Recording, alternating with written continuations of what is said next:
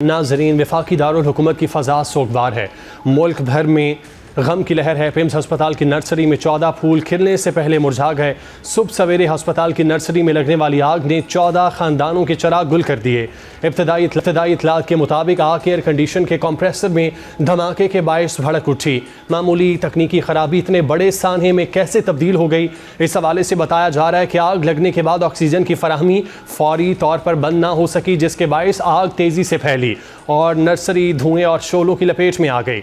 सबसे ज़्यादा तकलीफ दे पहलू ये है कि यानी शाहिदीन और मुतासिरा वालिदैन के मुताबिक उस वक्त नर्सरी में ऑक्सीजन बंद करने के लिए ना कोई डॉक्टर था, ना नर्स और ना ही वार्ड बॉय। मुतासिरा बच्चों के वरसा के सवालात पूरे निज़ाम को झंझोड़ने के लिए काफ़ी हैं कि रेस्क्यू 2 घंटे और पुलिस 4 घंटे ताख़ीर से क्यों पहुंची। एक वालिदा ने तो यहाँ तक कह दिया कि किसी डॉक्टर का एक बाल तक नहीं जला, सिर्फ बच्चे जले। ये सानिया नहीं, जानबूझकर आग लगाई गई। अमले ने नर्सरी को लॉक क्यों किया। मौत की नींद सोए 14 बच्चों ने पूरे निज़ाम सेहत, इंतज़ामी निगरानी और हस्पतालों में फायर सेफ्टी के दावों पर संगीन सवालात खड़े कर दिए। आतिश ज़दगी के वक्त 16 बच्चे नर्सरी में मौजूद थे। सिर्फ एक बच्चे को जिंदा बचाया जा सका, वो भी किसी रेस्क्यू एहलकार ने नहीं, उसकी करीबी अजीज़ा ने। वफाकी वज़ीर तारिक फजल चौधरी के मुताबिक ज़्यादातर अमवात धुआं भरने और दम घुटने के बायस हुई। दूसरी जानिब पिम्स अस्पताल इंतज़ामिया ने इब्तदाई रिपोर्ट में आग लगने की वजह नेबुलाइज़र फटने को बताया। रिपोर्ट के मुताबिक नेबुलाइज़र फटने से ऑक्सीजन ने आग पकड़ ली। बच्चों की मौत ऑक्सीजन कम होने और झुलसने से हुई। Executive director PIMS Rana Imran Sikandar ने सहाफ़ियों से गुफ्तगू करते हुए कहा, ICU में 2 डॉक्टर्स, 4 नर्सेज और दीगर अमला ड्यूटी पर मौजूद था। अस्पताल में तसल्ली बख्श फायर सिस्टम मौजूद था। नर्सरी में 24 ऑक्सीजन सिलेंडर थे। रेस्क्यू ज़राए के मुताबिक पिम्स में फायर सेफ्टी के इंतजामात भी इंतहाई नाकिस थे। फायर पॉइंट पर पानी मौजूद नहीं था। फायर हाउस में कैपलेग्स नहीं थे, जबकि हंगामी इनखला के रास्तों पर ताले लगे हुए थे। दिलखराश वाक़े के बाद हुकूमत ने बड़ा एक्शन लेते हुए वफाकी सेक्रेटरी सेहत असलम गौरी को ओहदे से हटा दिया। इसके अलावा वज़ीर आज़म की जानिब से एक कमेटी भी तश्कील दे दी गई। मजिस्ट्रेट ने एडिशनल डिप्टी कमिश्नर की सरबराही में 8 रुकनी कमेटी तश्कील देकर 24 घंटे में रिपोर्ट तलब कर ली है, जबकि इस लापरवाही साबित होने के नतीजे में किसी को नहीं छोड़ा जाएगा। ये कहना था इस कमेटी की जानिब से। तलाल चौधरी ने दावा किया कि वाक़ई की इब्तदाई रिपोर्ट वज़ीर आज़म और वज़ीर दाखिला को भिजवाई गई। ऑपरेशन को वफाकी वज़ीर दाखिला मोहसिन नकवी खुद मॉनिटर करते रहे। रेस्क्यू टीमें 6 मिनट में मौके पर पहुंची। इंक्वायरी में इस बात का जायज़ा लिया जाएगा कि एमरजेंसी के दरवाजे क्यों बंद थे, अस्पताल में कितने डॉक्टर्स, नर्सेज और अमला मौजूद था, फायर सेफ्टी के क्या इंतज़ामात थे और अस्पताल में क्या क्या खामियाँ मौजूद थीं। रेस्क्यू ऑपरेशन में इंतजामी तौर पर कोई कोताही फिलहाल नहीं लगती। हाँ, अस्पताल में क्या इंतजाम है, उसके गेट क्यों बंद है, कौन सा खुला है, कहाँ ऑक्सीजन सिलेंडर है, कहाँ डॉक्टर्स को होना चाहिए, उसका जवाब तो यकीनन हॉस्पिटल देगा और उसके बाद उसको ये जो इंक्वायरी कमेटी है उसको आगे नतीजा। जो भी गलती का और किसी भी कोताही का मुर्तकिब होगा उसको नहीं छोड़ेंगे और सबसे पहले मैंने खुद को एहतसाब के लिए पेश किया है। मैं था नहीं यहाँ पे, कल आपको पता है आज 12 रबीउल अव्वल है, आज छुट्टी थी, तो कल रात मैं कराची गया हूँ। सुबह का ये वाकया है, मैं भी उसकी डिटेल भी आपको बता दूं। सबसे पहले तो मैं अपने आप को एहतसाब के लिए मैंने पेश किया है, जो मेरे सुपीरियर्स हैं उनको। अपोजिशन जमातें भी हुकूमती कारकर्दगी और साहने पर संगीन सवालात उठा रही हैं। पाकिस्तान तहरीक इंसाफ के सेक्रेटरी जनरल सलमान अकरम राजा ने पिम्स साहने पर इजहार अफसोस करते हुए कहा, हुक्मरानों के बच्चे इस मुल्क में नहीं रहते, अशाफिया का मुल्क है, इसमें कोई भी महफूज नहीं। फवाद चौधरी और शर्मिला फारूकी ने वफाकी वज़ीर सेहत मुस्तफ़ा कमाल से इस्तीफ़े का मुतालबा करते हुए कहा कि सिर्फ सेक्रेटरी को कुर्बानी का बकरा बनाकर वज़ीर को बरीउज़्ज़िम्मा करार नहीं दिया जा सकता। पीपल्स पार्टी की सेनेटर शहरी रहमान ने साहने पर सेनेट में तहरीक इल्तवा जमा करा दी है। बोली, ये इंतहाई संगीन सानिया है जिससे कई अहम सवालात जन्म लेते हैं। बच्चों की लाशें शनाख्त नहीं हो रही, ये मुल्क के मरकज़ी वफाकी हस्पताल की सूरत हाल है। मैंने सेनेट में तो तहरीक इल्तवा जमा कर दिया जुमे के लिए। ये तो बहुत संगीन, इससे बड़ा हादसा हो नहीं सकता, लेकिन ये जो हादसा हुआ है उसके साथ जुड़े हुए बहुत सारे सवाल हैं। लेकिन ये अस्पताल जो सर्विस करता है इस्लामाबाद की पब्लिक को, और यहाँ जो सूरत हाल है, पिछले साल भी इसी तरह हमने रिपोर्ट मांगी थी पानी के सिस्टम्स पे, फायर के सिस्टम्स पे, इमरजेंसी सिस्टम्स पे। ये पिछले साल भी ये सवाल उठे थे, इनके इंसिनरेटर हर चीज़ पर। लेकिन फिर बात हो के ख़त्म हो जाती है। हम इस पे सियासत नहीं चमकाने आए हैं, लेकिन पब्लिक अकाउंटेबिलिटी बहुत ज़रूरी है। लोग हमारी तरफ देख रहे हैं, सारा मुल्क सरापा एहतजाज है और खून के आंसू रो रहा है। हुआ है इसलिए हुआ है कि आवाम को भेड़ बकरी भी नहीं समझा गया इस मुल्क में।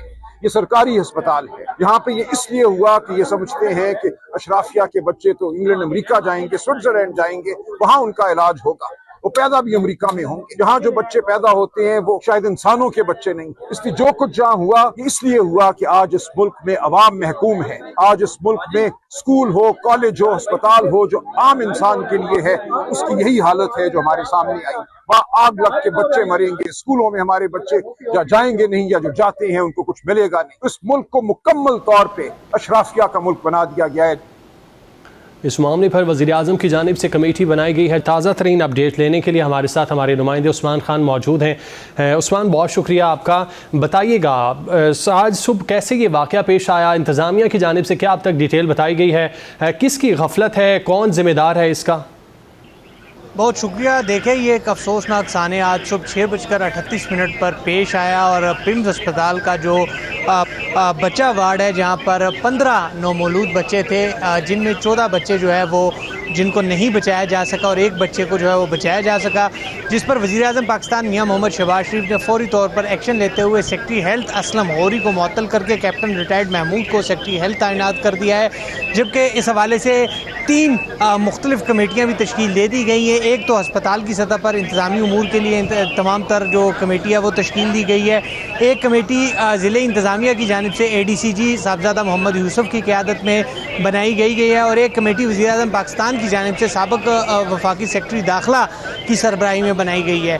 तो ये तमाम तर कमेटियाँ बना दी गई है ज़िम्मेदारों का तयन करने के लिए कि इस वाक़े के असल ज़िम्मेदार कौन है, ये वाक़या, ये सानिया, ये अफसोसनाक सानिया क्यों पेश आया, आखिर किसकी गफलत के वजह से पेश आया। क्योंकि जिस वार्ड में 15 बच्चे थे, जो वज़ीर सेहत है मुस्तफ़ा कमाल, उन्होंने अब से कुछ देर कबल यहाँ पर दौरा भी किया, जिसके बाद उन्होंने ब्रीफिंग देते हुए कहा कि 6:38 के करीब AC से एक स्पार्क हुआ, जिसके बायस ये सारा वाक़या पेश आया।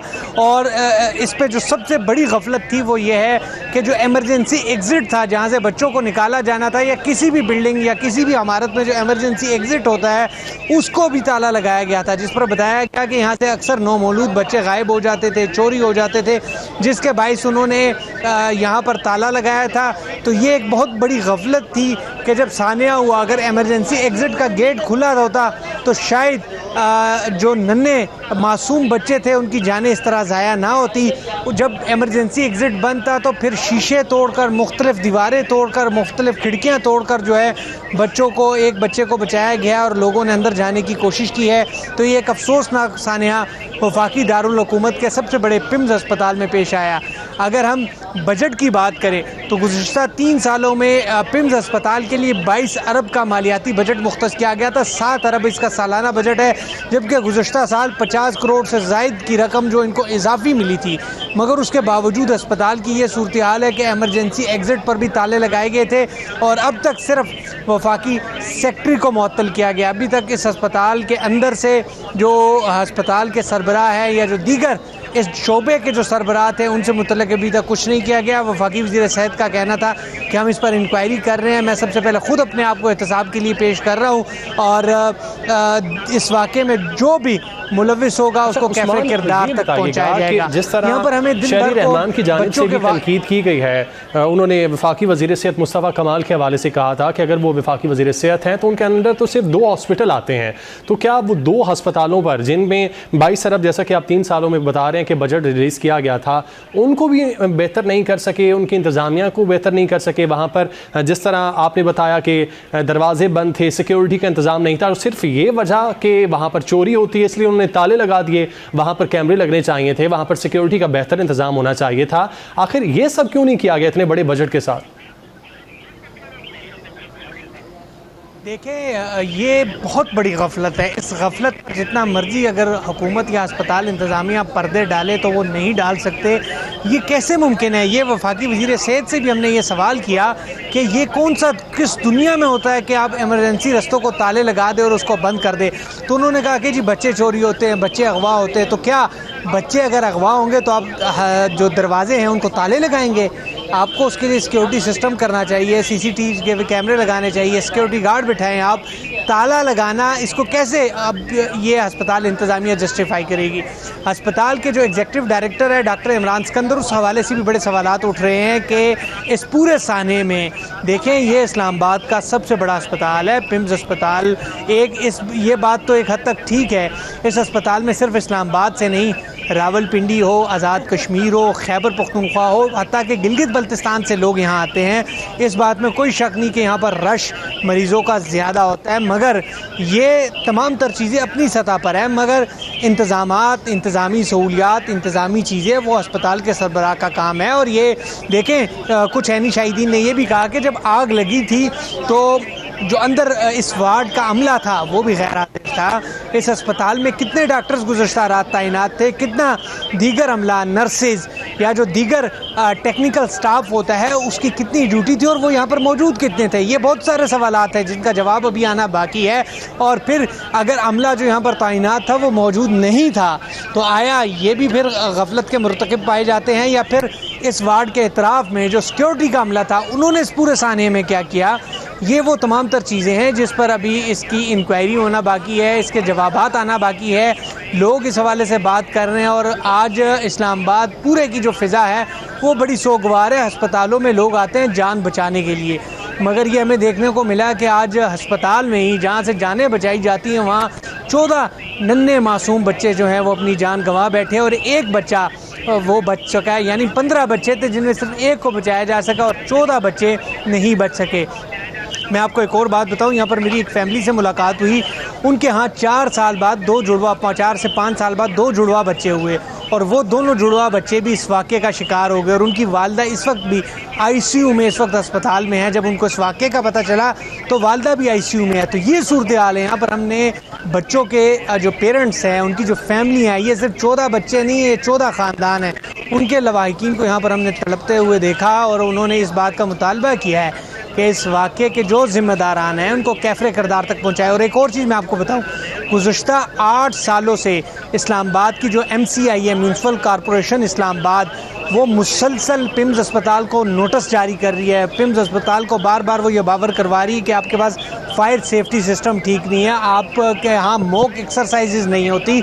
इन 8 सालों में उस पर कोई अमल दरामद नहीं हुआ। ये एक बहुत बड़ा सवालिया निशान है कि 8 सालों से आपकी म्यूनसिपल कॉरपोरेशन इस्लामाबाद मुसलसल अस्पताल को नोटिस जारी करती है। आखिरी नोटिस जो मेरी मालूमात है उसके मुताबिक 2025 को जारी किया गया था इस अस्पताल को कि आपके यहाँ फायर अलार्म सेफ्टी सिस्टम नहीं है, आपके यहाँ मॉक एक्सरसाइजेज नहीं होती, आप इस पर अमल करें, मगर कुछ नहीं हुआ। 8 सालों में मुतअद्दिद नोटिस इस अस्पताल को मौसूल हुए मगर उसके बावजूद कोई अमल दरामद नहीं हुआ। और आज भी जब ये वाक़या हुआ, अगर यहाँ पर सिस्टम मौजूद होता, अगर इमरजेंसी एग्ज़िट होती तो शीशे या दरवाजे या दीवारें ना तोड़ी जाती, वहाँ से बच्चों को ना निकाला जाता। तो ये बहुत सारी ऐसी चीज़ें हैं, जब इस पर इंक्वायरियाँ होंगी बहुत सब कुछ सामने आएगा। तो और भी आज का जो पता चलेगा कि वज़ीर सेहत की जानिब से प्रेस कॉन्फ्रेंस की गई, आप भी मौजूद थे, उनका इस हवाले से क्या रिस्पॉन्स था कि जब उनसे ये सवाल किया गया कि सिर्फ उनके अंदर 2 अस्पताल हैं और उनकी हालत भी वो बेहतर नहीं कर सके, तो इस्तीफ़े के हवाले से तो वो बात कर रहे थे कि वो वज़ीर आज़म को जवाबदेह हैं, लेकिन क्या वो खुद इस्तीफ़ा देंगे? क्योंकि 2 अस्पताल और इतना बजट होने के बावजूद अस्पतालों की ये हालत थी कि आग बुझाने के वहाँ पर आलात नहीं थे, आपकी सिक्योरिटी नहीं थी। क्या कहना था उनका इस हवाले से? देखें, ये जितना बड़ा साने है, इस अखलाकन वज़ीर सेहत को सबसे पहले मुस्ताफ़ी हो जाना चाहिए था। मुस्ताफ़ी होने के बाद वो ये बात करते कि मैंने अपना इस्तीफ़ा वज़ीर आज़म हाउस भिजवा दिया है। अब वज़ीर आज़म का जो है हक़ है वो इस इस्तीफ़े को मंजूर करते हैं, इस इस्तीफ़े को मुस्तरद करते। सबसे पहले वफाकी वज़ीर को चाहिए था कि वो अपने आप को एहतसाब के लिए पेश करते, फिर वफाकी वज़ीर के बाद फिर इस अस्पताल के जो सरबराह है डॉक्टर इमरान सिकंदर, उनको अपने आप को एहतसाब के लिए पेश करना चाहिए। यहाँ पर हमारी जितने लोगों से बात हुई उनका कहना है कि एक सेक्रेटरी हेल्थ उसको मुअत्तल करना, ये इसका कोई जवाज़ नहीं बनता। सेक्रेटरी हेल्थ का इस वाक़े से कोई ताल्लुक़ ही नहीं बनता। इसके अगर तो बराह रास्त ज़िम्मेदारी आयद होती है तो वो इस अस्पताल का जो मुतलका सरबराह हैं, इस शोबे के सरबराह हैं, या फिर वफाकी वज़ीर पर आयद होती है। मगर अभी तक सिर्फ़ और सिर्फ सेक्रेटरी हेल्थ को मुअत्तल किया गया है। अस्पताल के सरबराह भी अभी तक ड्यूटी पर मौजूद है, वो वज़ीर सेहत के हमरा भी थे, वो यहाँ पर भी आए, प्रेस कॉन्फ्रेंस में भी उनसे सवालात हुए। और वैसे भी इंक्वायरी इस पूरे वाक़े की साफ़ और शफाफ इंक्वायरी उस वक्त होगी जबकि इस अस्पताल के जो एग्जीक्यूटिव डायरेक्टर है वो अपने ओहदे से मुस्तफ़ी होंगे, कोई प्रेशर नहीं होगा तो इंक्वायरी होगी ना। जब वो सरबराह इसी ओहदे पर मौजूद होंगे तो फिर इंक्वायरी कैसे होगी कि जिनकी मौजूदगी में ये सब कुछ हुआ और उन्हीं की मौजूदगी में आप इंक्वायरी करें तो वो साफ़ और शफाफ इंक्वायरी कैसे होगी। ये बहुत सारे सवालात हैं जो लोगों के जहन में भी आ रहे हैं, हमारे जहन में भी है। तो इस हवाले से यहाँ पर जो शुरका थे, यहाँ पर वर्सा थे, उन्होंने भी वज़ीर आज़म से ये अपील की है कि इस वाक़े की साफ़ और शफाफ और जामिया इंक्वायरी करवाई जाए। अच्छा उस्मान, अगर हम रेस्क्यू ऑपरेशन की बात करें तो अस्पताल इंतज़ामिया ने जो अपनी इब्तदाई रिपोर्ट दी है उसके मुताबिक तो उनका ये कहना है कि वहाँ पर जो डॉक्टर्स और नर्सेज ड्यूटी पर मौजूद थे उनकी जानिब से ऑपरेशन का आगाज़ कर दिया गया था और बच्चों को बाहर मुंतकिल किया गया था। लेकिन लवाहिकीन का जो मौक़िफ़ है वो इससे डिफरेंट है। उनका तो ये कहना था कि किसी एक डॉक्टर का एक बाल भी नहीं जला और हमारे बच्चे जल गए। रेस्क्यू जो वहाँ पर पहुँची थी, जिनका ये कहना है कि वो 6:40 से 45 मिनट में सिर्फ 6 मिनट के अंदर पहुँच गए थे, उनका क्या मौक़िफ़ है, उनको कौन सी मुश्किलात का सामना करना पड़ा और क्या तमाम जो रेस्क्यू ऑपरेशन था वो उन्होंने खुद जाकर किया था या कि इंतज़ामिया की ये जो रिपोर्ट है कि डॉक्टर्स इसमें हिस्सा ले रहे थे पहले से, वो दुरुस्त है? देखिए, ये तो जब इंक्वायरी रिपोर्ट सामने आएगी तो ये बहुत सारी चीज़ें वाज़ेह होंगी, मगर एक चीज़ जो सबसे अहम है 6:38 पे ये वाक़या हुआ।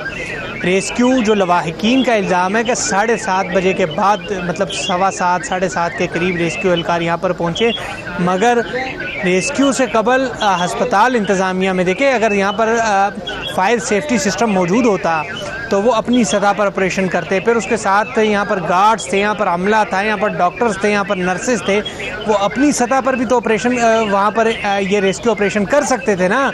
ये तो नहीं है कि आग लग गई और आप इंतज़ामिया रेस्क्यू 1112 या फिर जो इस्लामाबाद की जो रेस्क्यू सर्विस है उनके इंतज़ार में बैठे रहेंगे कि वो आएंगे और बच्चों को निकालेंगे। बुनियादी पहला रेस्क्यू ऑपरेशन तो अस्पताल इंतज़ामिया को ही करना था ना। मगर जब तक रेस्क्यू यहाँ पर आए, फिर उन्होंने इमरजेंसी एग्ज़िट देखा, इमरजेंसी एग्ज़िट को ताला था, फिर शीशे तोड़े, सीढ़ियाँ लगाई, तब तक नन्हे बच्चे थे, मासूम बच्चे थे, उनका वैसे ऑक्सीजन के मसाइल होते हैं। तो 15 बच्चे थे, 15 में 14 जान की बाजी हार गए। खुदा न ख्वास्ता अगर इस वार्ड में 50 या 100 बच्चे भी होते तो यही सूरत हाल देखने को मिलती, क्योंकि इंतज़ामिया की ये संगीन लापरवाही है और इसको किसी भी हाल में जस्टिफाई नहीं किया जा सकता। रेस्क्यू दूसरे नंबर पे आता है, रेस्क्यू ऑपरेशन का सिस्टम दूसरे नंबर पर होगा, मगर उससे पहले अस्पताल के अंदर अपना रेस्क्यू सिस्टम और अपना फायर अलार्म सिस्टम तो होना चाहिए ना। ठीक है उस्मान, आपका बहुत शुक्रिया ताज़ा तरीन अपडेट्स हमें